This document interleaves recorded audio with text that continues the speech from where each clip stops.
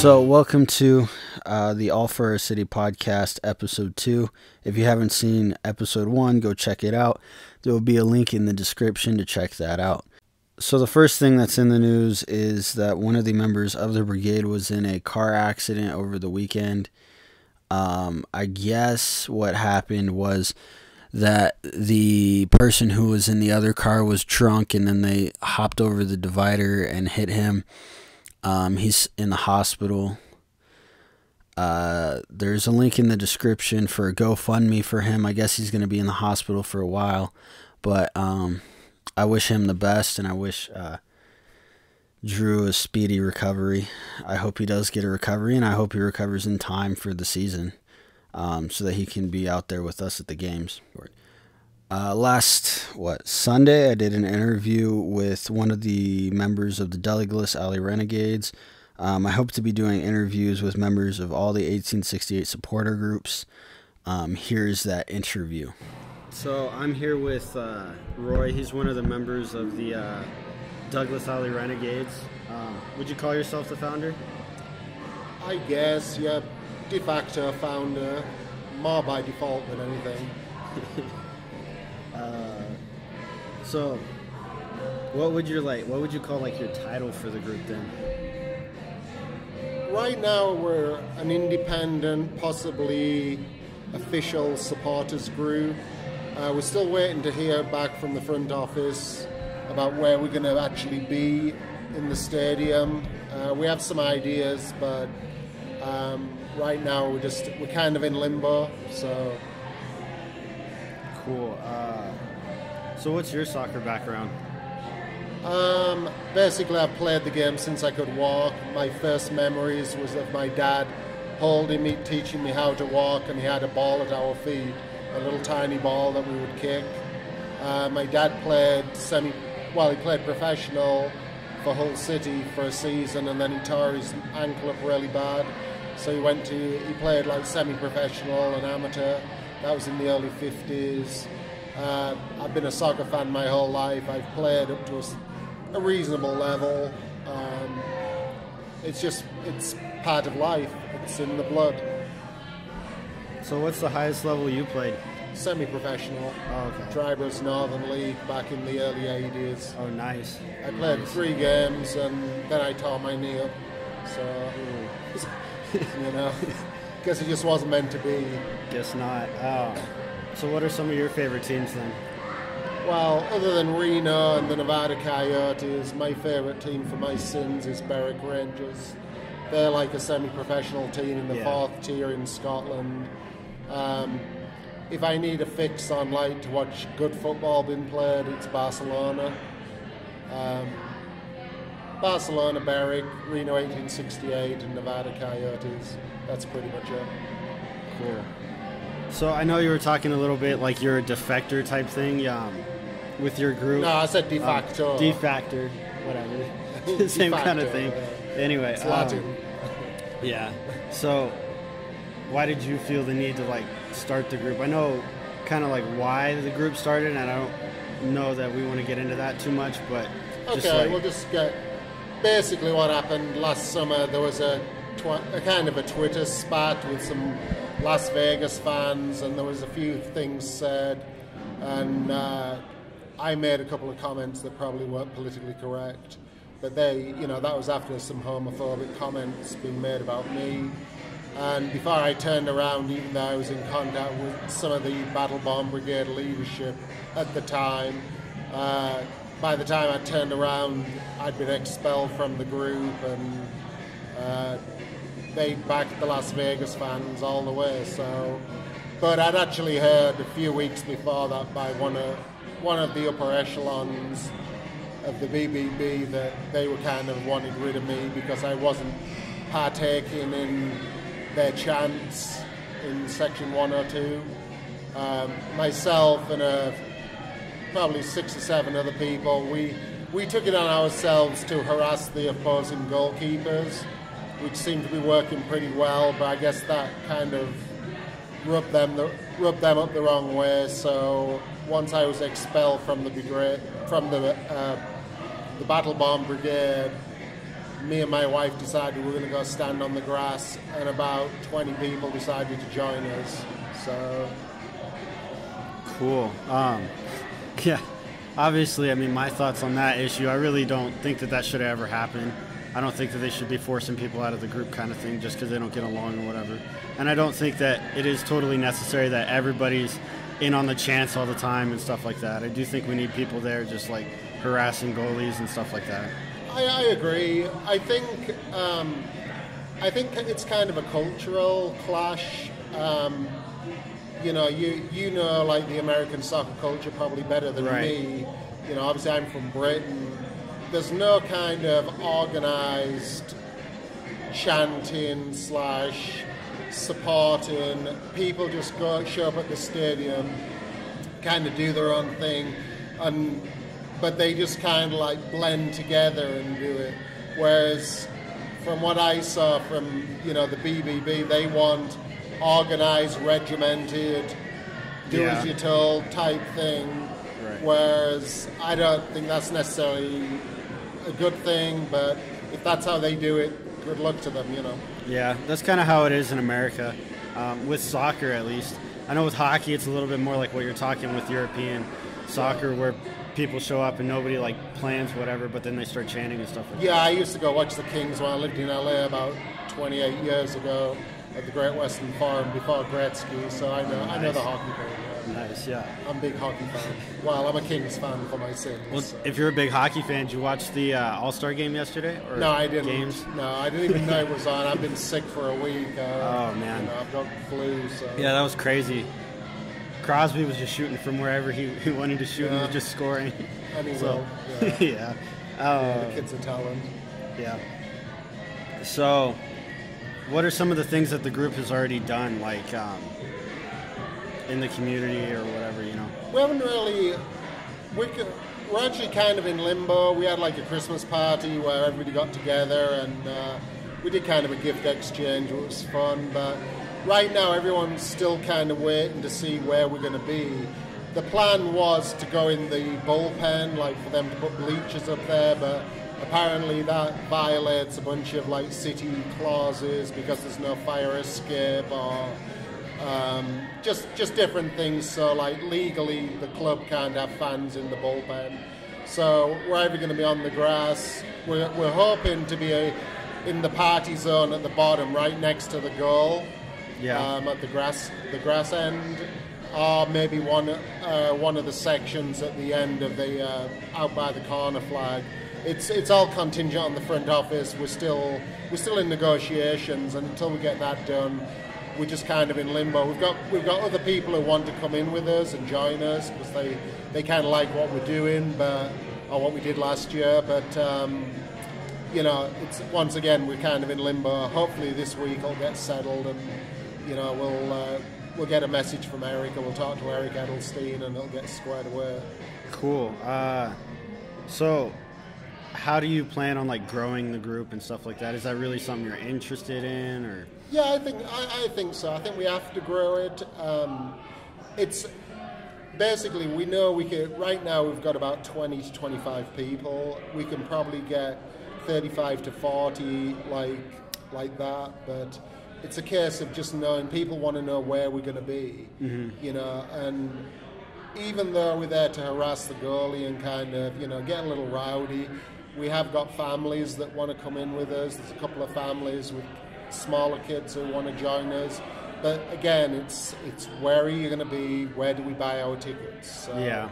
You know, right now, like I said, we're just kind of in limbo until Right. we know exactly where we're going to be. Yeah, I can see that kind of being an issue. Yeah. Like, where are you going to buy the tickets? Where are you going to be? That kind of thing. Yeah. You know, I did give Eric a list of about 12 questions or concerns from members of the group. He's actually going through them, and he's going to let us know what he thinks and stuff. So, you know, I'm pretty positive about the way the front office is handling it. You know, at first we thought we were getting the runaround, but we had a productive meeting a couple of weeks ago with the front office. All the three groups were there, and it was definitely a productive meeting. So we'll see what happens. Cool. where do you want the group really to be, like, at the end of the season? Like, do you have any, like I know we talked about growing the group and stuff like that, but do you have any, like, goals or anything like that you want to, like, set or anything? Our goal as a group, I'm not really worried about numbers, because I think when people see what we're doing, having fun, you know, getting rowdy and stuff like a proper soccer crowd, they'll come and join us. But our goal at the end of the season, or even at the beginning of the season, is to become like a proper 12th man for the team on the field. We want to be there. We want to be harassing the goalkeeper, harassing the defenders when they're at our end of the field, where, you know, if we're on the grass. And we want to be like a proper 12th man, so that when teams know, when they come to Greater Nevada Field, that they're not only are they going to have to put up with the lads on the field, they're going to have to put up with this bunch of yobs in the crowd. That sounds like a good plan to me. I agree totally.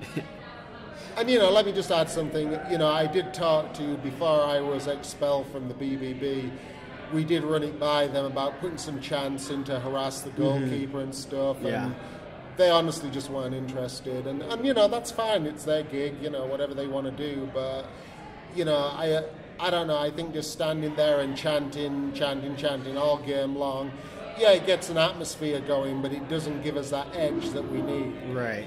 And, you know, we saw with Restrepo, both times he's come, you know, he's a Venezuelan goalkeeper. He played for San Antonio, I believe he's signed with Austin this year. We got 2 goals against him because we were harassing him. The first game, he turned around and kind of ran his hand across his throat at us, and then Brian Brown snuck the ball off him and scored. And last year, he grabbed his crotch. He turned around, grabbed his crotch because we were harassing him. And, you know, then there was a guy called Serda, who I believe was Chilean. My wife texted a friend in Chile and asked what was the biggest insult for a Chilean. He texted her back, so we started chanting that in Spanish to him, and it totally put him off his game. And at halftime, as he was walking away, he actually clapped and, you know, and gave us the thumbs up, you know. So, yeah. You know, kind of sarcastic or kind of like... It was definitely sarcastic, but it was like, it's all in good fun. It's not, you know, it's not vindictive, but if we can give our team an edge, that's what it's all about. Right. You know, that's home field advantage. Yeah, I totally agree with that. And I know there are some guys in the brigade that don't do a lot of the chants all the time and stuff like that, but they do want to, like, get into, like, the goalie's head and stuff, and they will, like, cheer other things or whatever that aren't necessarily with, like, the chants or whatever, you know, which is Well, I'm definitely awesome. for that, yeah. You know, if you can get inside a goalie's head, because goalies are all crazy. They're like drummers in rock bands. They're all crazy. But if you can get in the head, then it certainly makes a difference. Yeah, wow. So what do you think about, like, what's coming up here in February with the match against San Jose over here? Oh, I think it'll be great, you know. It's kind of a game where, you know, you can't get too riled up about, you know, we're playing them, you know, because they're really, like, part of us. Yeah. You know, we're their minor league affiliate, however you want to, like, you know, decide to call it. But, you know, some of the lads who are going to be playing are lads who played here the first season, you know, Luis Felipe, Jimmy Otford, those type of guys, the goalies. So it's not like we're going to be going all out and harassing lads who'll probably be playing up in Reno, you know. But it's great. It's great for Reno. It's, you know, it's just it's a good way to start the season. Yeah. I know their ultras group or whatever, which is kind of like the brigade, is going to show up, and I know they showed up 2 years ago when they had the match here, and they're pretty excited for that. I mean, what do you think about other groups like that coming here, especially their group? Oh, I think it's great. You know, I think, you know, the thing about where I come from, you know, football, you always got a decent away support at games. Obviously, the distances are so much shorter. You know, most games, you know, it might be 100 miles, 150 miles at the most. Whereas here, you know, it's vast difference. You know, travel time and stuff. But the more away fans that come up here, the better, in my book. You know, it adds to the atmosphere, it adds to the colour. You know, and it's all good. Yeah, for sure. Now, did you hear about the upcoming preseason tournament in, believe it's Salt Lake City? Yeah, I read about that just this week with Colorado. Yeah, Salt they just Lake announced it this week. So, yeah. I mean, you got any thoughts on that? As long as as long as guys don't get hurt, it's just a good run out. Get people like match fit, before the season starts. I wouldn't put too much star in it results wise. It's just Ian's going to be like seeing who's slotting in where, and I'm sure when San Jose decide who they're going to send up to us, he's going to be dumped with a bunch of players he's got to fit in somewhere. So it'll be a good. It's just a good run out for the lads, and it's a good way for the coaching staff to see what they've got to work with. Because we always start slowly. Both years we've started slowly. If we can get a jump, like a head start this year, like get a jump, get some good results. That would be really get nice. Some points on the board instead of going 4, 5, 6 games. Then it'll put us in good stead for the rest of the season. Yeah. Do you think the weather will have any effect on that tournament or anything? I know that they have more of a harsh winter than we do, and like San Jose was concerned about coming here with it being winter and stuff like that, and that's why the game's like in the middle of the day, not like at night. So. Yeah, well, definitely, because when it's cold, your muscles are cold, and it takes a lot to warm up, and you can get a lot of injuries, when your muscles are cold and stuff, and the weather's cold. But I'm not so much concerned about the Salt Lake tournament because they said if the weather's bad, they're going to play it indoors anyway. Oh, really? Yeah, that on the article I read just last week. Yeah, I didn't see anything about them playing indoors. I know they have it there. I know the facilities have it there. I was kind of looking at that, and I'm kind of thinking that that's just a way for them to show off their new facilities. I know they built them, and I know their tickets are a lot cheaper than the ones here, but they haven't, we went there for that first round playoff game. Tickets were $7. Playoff tickets over here are like $20. So it's like a drastic difference, but half their stadium was empty too. So. Yeah, I've never really been to Salt Lake City. I've kind of been through Utah a couple of times, and I can't imagine there's a whole lot to do in Salt Lake City, like on a Saturday. So why they don't have full stadiums is beyond me. I really don't know. Right. They do have nice facilities though. They got like the 4 outdoor fields, 2 full-size indoor fields, and the smaller stadium. Plus, which they didn't really talk about when they were talking about the facilities, but they do have like a whole player housing area for their academy and their USL team. Oh no, that's fantastic. Yeah, good for them. Yeah. Yeah. So, what are your hopes for this upcoming 1868 season? Honestly, anything less than making it to the conference final, I think will be a failure. A lot of it, obviously, it's contingent on injuries. It's contingent on what happens with San Jose, who we get from them. They've got some good young players. There's a young central defender. I can't remember his last name. His first name's Jacob. But I think he's only 16, 17 years old. He looks to be the real deal. If we get him up, that'll be good. If we get Gilbert back, that'll be good as well, because he showed flashes. Yeah. Like I say, it's difficult on our coaching staff because we really don't know who we're going to get. Right. But I think Ian's laid the groundwork the last couple of years for a solid team. We're bringing back basically the defense, the back four. Right. We've got Lindo. If Lindo is the key to the whole season in my book. If he can stay healthy and play that number 10 role, get the ball, run it their back four, he can cause chaos. And I think this third year that's what he has to do, but he has to stay healthy. And if that happens, then like I said, conference finals, that should be our goal at least. I like that goal. I would like us to make it further in the playoffs and actually have the opportunity to possibly go to like a cup final or something like that. But I also I'm very into like the U.S. Open Cup kind of too. I mean, I get that like a lot of the coaching staff, they don't play their number 1 players and stuff for most of the games, and that's understandable because it's like the middle of the season or whatever. But I'd really like to see like get an actual MLS game here. I mean, I know we're playing like San Jose and all that, but to have like Portland or something come here for a game where we could eliminate them from a tournament would be amazing. Yeah, sure, a competitive game here, because really the San Jose game is just like it's just a run out for the guys, right? But in the U.S. Open Cup, if we could get an MLS team in Reno, that'd be fantastic. Absolutely, I'm 100% with you on that one. Yeah.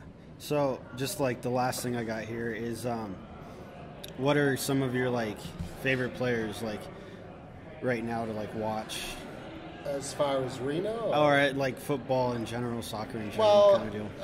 You know, obviously Messi. I actually met him in Copa nice. America in 2007. Nice.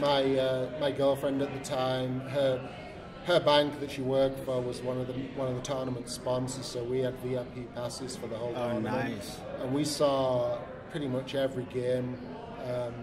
And I met him. He was a substitute. He was wearing number 19. He was very quiet, very humble. Like when the players came up to the VIP lounge after the game, he would sit in the corner with a soda or orange juice, and all the other players would be doing the circulating thing. But he would sit there quiet with his head down, just kind of almost as though he was embarrassed to be there. And that kid, you know, I mean, I grew up.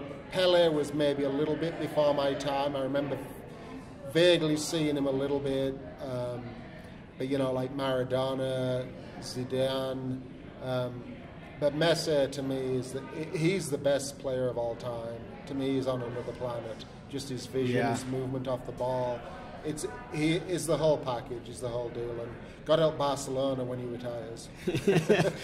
Yeah, they don't have a team when he retires. Yeah, I think that he for sure is like an incredible player, especially to watch, even if it's just on TV, you know. And I think he's miles above anybody else who can even come close. I mean, the closest guy would be Ronaldo or whatever, but Ronaldo can't do too much off the ball. So he's more of like give me the ball and I'll shoot it kind of deal. So, but I know Messi's had it a little bit hard too because.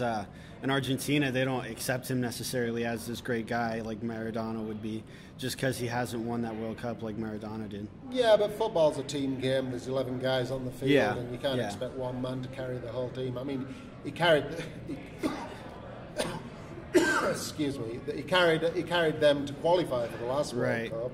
You know, he'd retired, then he came back to help them get there. And you know, I think the problem when you play with a player so good as him is a lot of the guys take time off when they shouldn't. It's almost like they're in second gear when he's in fifth gear. And they should be in fifth gear. The whole team, if the Argentina team played 100% balls to the wall the whole games, I think they'd have easily won the World Cup by now with Messi. Yeah, I think a lot of them are just lazy, to be honest. Yeah, no, I totally agree. I think that they should have won something by now with Messi and all that, but, you know, it is what it is. But anyway, thanks for doing this. Thanks for coming out. Oh, thanks for inviting me. It was really enjoyable. I hope to see a lot of you at 1868 games this season. Come and join us on the grass or wherever we're going to be. Yeah, all like 5 people that are watching it or listening. Oh, you know, start small, you know. Now moving on to 1868 news. I know last week I said I was going to talk about the roster this week, but too many other things are happening this week that I don't want to miss out on, so I'm not going to talk about the roster this week.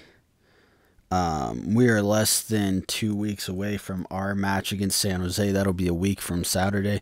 I know I'm still super excited for that. I'll be happy to see what our guys do. I'll be happy to see what San Jose does, see if they have made any improvements from last season. In other news, which I think is cool, there's a preseason tournament coming up in February, like the middle to end of February, in Salt Lake City. I talked a little bit about it with Roy. The tournament will be February 15th through the 21st in Salt Lake. Reno's first game will actually be against Salt Lake on the 15th in that tournament. And then the other game that Reno is playing in that tournament will be against Colorado Springs on the 18th. I think both of those will be good matches, especially if the teams are at the same caliber they were at the end of last season.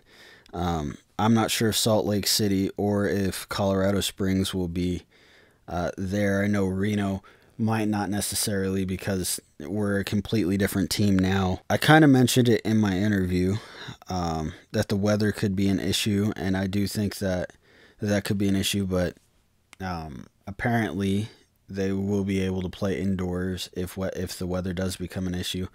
I do know that in Salt Lake they have a worse winter than we do here in Reno. So that was just a thought that I had about this tournament that nobody was really bringing up. I like to see these kind of tournaments. I'd love to see more of these tournaments. I'd love to see them be more international, like inviting other CONCACAF Division II clubs or whatever, and having more of an international kind of, I don't know what to call it, tournaments. Having more international tournaments would be the best in my opinion. I would like to see us play more games against like European teams just to see how like the CONCACAF stands up against like UEFA and stuff like that, because those are kind of like two of the biggest markets in all of FIFA. So that's just one thing I was thinking.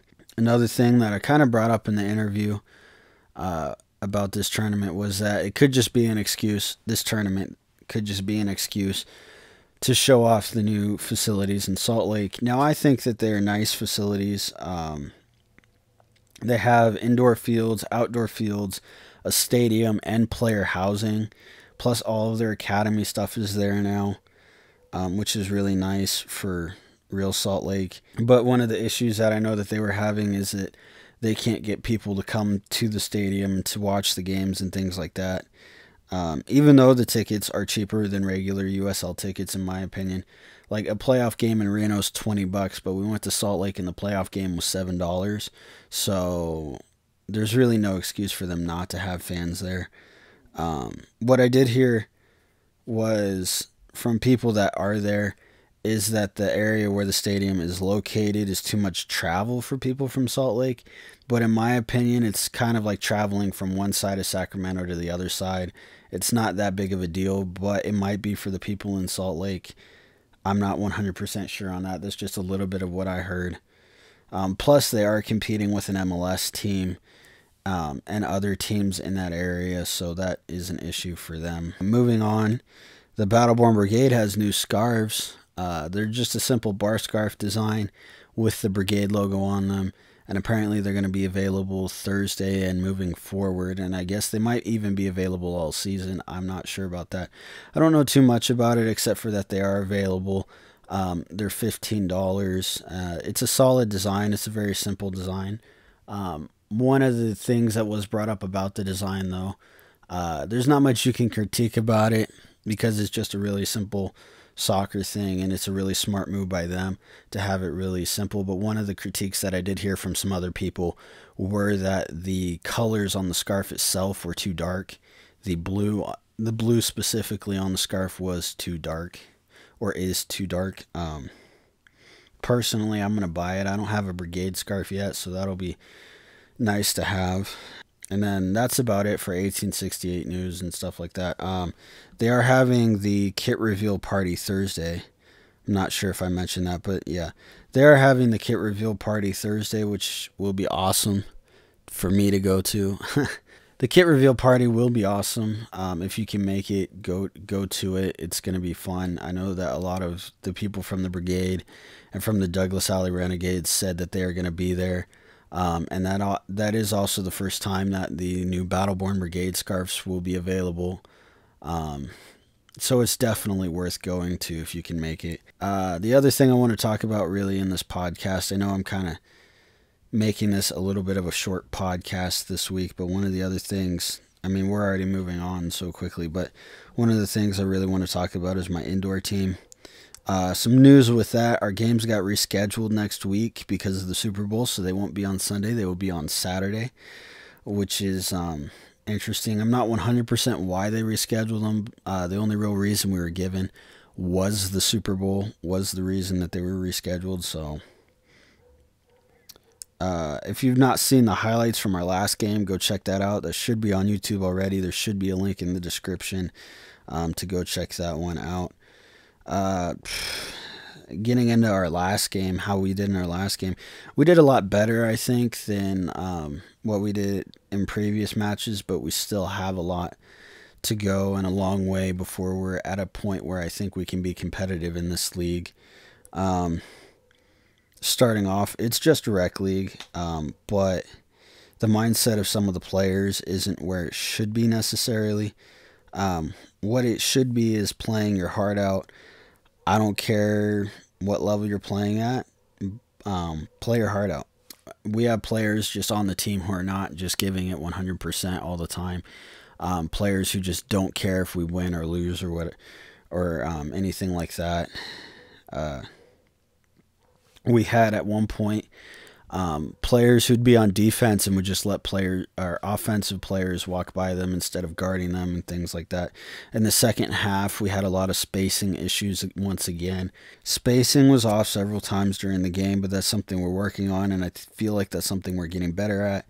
We were playing competitive for most of the game, but then we lost our edge. I'm not exactly sure what happened, but going into the second half and getting into the second half, we started to lose our edge. We weren't challenging for the ball as hard as we were in the first half. We weren't making changes and things like that as well as we were in the first half. Our spacing was off more. We played a lot more sloppy, I think, in the second half, and I think a lot of that just has to do with our athleticism. A lot of guys, by the time we get to the second half, it's just with no real halftime break. You get maybe 2 minutes in there for halftime, but with no real break, it's really hard for our guys to recover after the first half, and we don't have the athleticism, I don't think, at this point to really push and make an effort in the second half. We're really a first half team, so I think we need to push more in the first half and then be a little bit more conservative defensively in the second half. There were a few times where injuries got in the way of players being competitive, and that's part of us losing our edge. And I mean, that's something you can't really get mad at anybody for, and I wouldn't get mad at anybody about, and it's nobody's real fault. I mean, if you're injured, you're injured. You can't really do too much about it. If you're pushing yourself to play the game, you're pushing yourself to play the game, and that's all I really want out of my teammates, because I know that that's all I'm giving myself, is I'm pushing myself to play as hard as I can during the game. Well, I mean, last thoughts on this last game. We played really well defensively, a lot better than in our previous matches, and I think we need to just keep that up and keep that going. I think that that's just one area we did really well, and I think when we play defensively that the offensive opportunities will come. So our next game, I know I said this last week, I was kind of wrong about it. That's one area where I was wrong on the podcast last week, but we're playing the last place team this week. And good news about that is that we're starting to play more as a team as far as positioning and things of that nature go. We're starting to play more as a unit, which is nice.